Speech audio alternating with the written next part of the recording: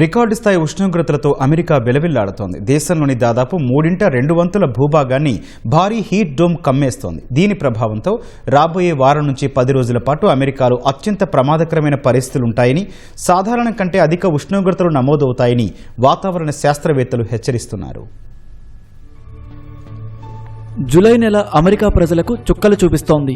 అధిక ఉష్ణోగ్రతలకు తోడు వేడిగాలులు కారణంగా కాలిఫోర్నియా నుంచి మిన్నెసోటా వరకు సుమారు 2.4 కోట్ల మంది ప్రజలు ఎండ తీవ్రతకు ఇబ్బందులు పడుతున్నారు. పరిస్థితులు ఇప్పట్లో అదుపులోకి రావని, అమెరికాలో వచ్చే వారం నుంచి కొన్ని రోజుల పాటు తీవ్రమైన వడగాలులు కొనసాగుతాయని వాతావరణ నిపుణులు అంచనా వేస్తున్నారు. ముఖ్యంగా పగలు రాత్రి అనే తేడా లేకుండా సాధారణం కంటే 8 నుంచి 14 డిగ్రీల సెల్సియస్ అధిక ఉష్ణోగ్రతలు నమోదు కానున్నాయి. ఒక భారీ కుక్కర్ మూతలాగా అధిక పీడనం వేడిగాలిని బయటకు వెళ్లనివ్వకుండా బంధించే ఈ హీట్ డ్రోమ్ క్రమంగా అమెరికా ఖండంలోని దాదాపు 3/2 భూభాగాన్ని కమ్మేయనుంది.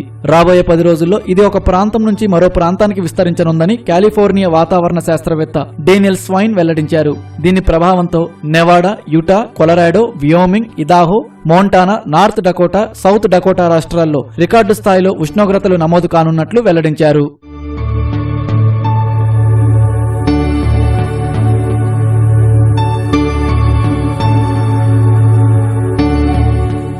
హీట్ డోమ్ కారణంగా ఆందోళన కలిగించే విషయం ఏమిటంటే పగటిపూట కంటే రాత్రిపూట వేడి ఏమాత్రం తగ్గకపోవడం. టెక్సాస్, ఫ్లోరిడా, నార్త్ కరోలినా వంటి ప్రాంతాల్లో రాత్రి ఉష్ణోగ్రతలు 27 డిగ్రీల కంటే దిగువకు పడిపోయే అవకాశం లేదు. పగటిపూట కంటే రాత్రిపూట వేడి ఏమాత్రం తగ్గకపోవడం మానవ శరీరానికి, ఆరోగ్యానికి అత్యంత ప్రమాదకరమని వాతావరణ నిపుణుడు బాబ్ హెన్సన్ హెచ్చరించారు. ఈ వేడిగాలులు సుడిగాలి లేదా హరికేన్ లాగా నిశ్శబ్దంగా ప్రాణాలను బలిగొంటాయని స్పష్టం చేశారు.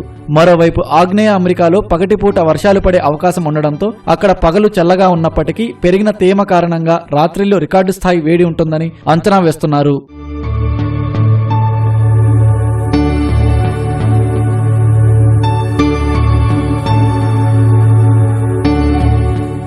ఈ హీట్ డోమ్ ఇన్ని రోజులు కొనసాగడానికి ప్రధాన కారణం గాలిలో తేమ లేకపోవడమే.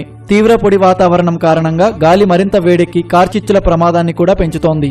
బొగ్గు, చమురు, సహజ వాయువులను మండించడం వల్ల ఏర్పడిన వాతావరణ మార్పులే హీట్ డోమ్ కు ప్రధాన కారణమని నిపుణులు అభిప్రాయపడ్డారు.